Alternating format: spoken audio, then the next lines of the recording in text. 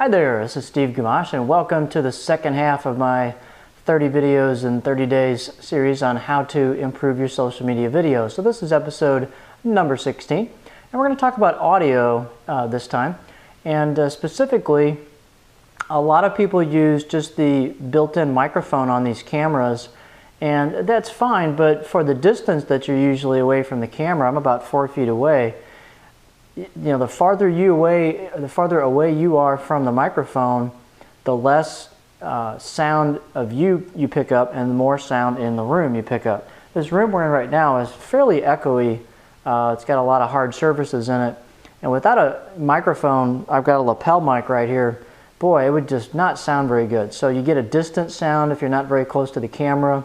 As we said earlier with the ZI-8, you've got to be about 3.5 feet, about 40 inches away minimum to keep in focus, because the camera has a minimum focus distance, and a lot of those cameras do a fixed focus from like about 40 inches out to infinity. So if you're really close, you'll be fuzzy. You'll sound better, but you're going to be fuzzy as far as the focus goes.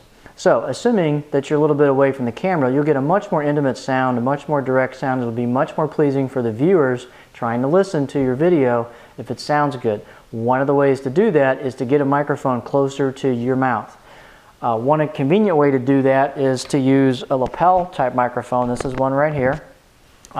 Today, since I'm using this one so I can demo the other one, I'm going to talk about a wireless one, and this is something you can pick up at Radio Shack for about $50.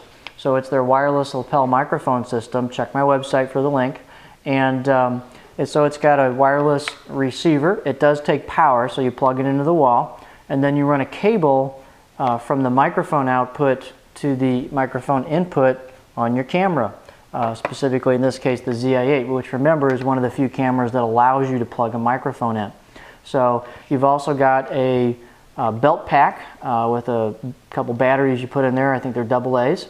And so this is a nice talk standby and off mode and a mute button to it. And this has a lapel mic that you pop on, and so then you can go wireless. And we've done this a number of times in the house here, and also Donna's used it in some presentations.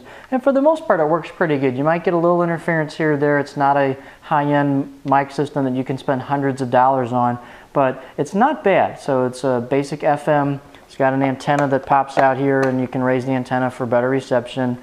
So it's got a couple buttons here. It's got a volume button for the output, and you can adjust that to the output of your camera. I found for the ZI-8 about the 10 o'clock, 11 o'clock position as far as volume works pretty good.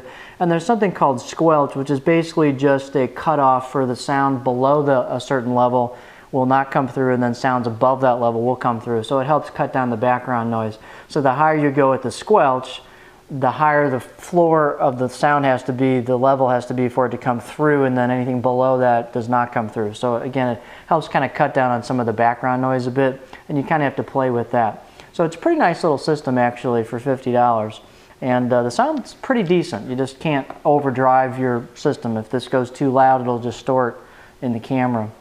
You do need a way to plug this in from the remote, receiving unit that you have plugged in the wall to the camera, and this has a 1/4-inch phono jack output on it, and the camera has an 1/8 inch in, so you've got to get some kind of cable to let you make that connection from the receiver to the camera.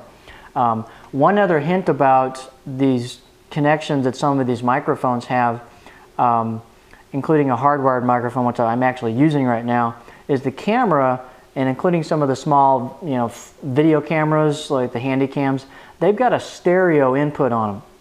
So this is a mono jack, and I'll show you close-ups of these, but so they've just got one channel coming through instead of a stereo signal. And so when I plug this 1/8 inch plug into the side of the camera, I'm only going to get sound out of the left channel when I play it back, or if you bring it into the computer. So you don't have sound in both sides, you just have sound in the left channel.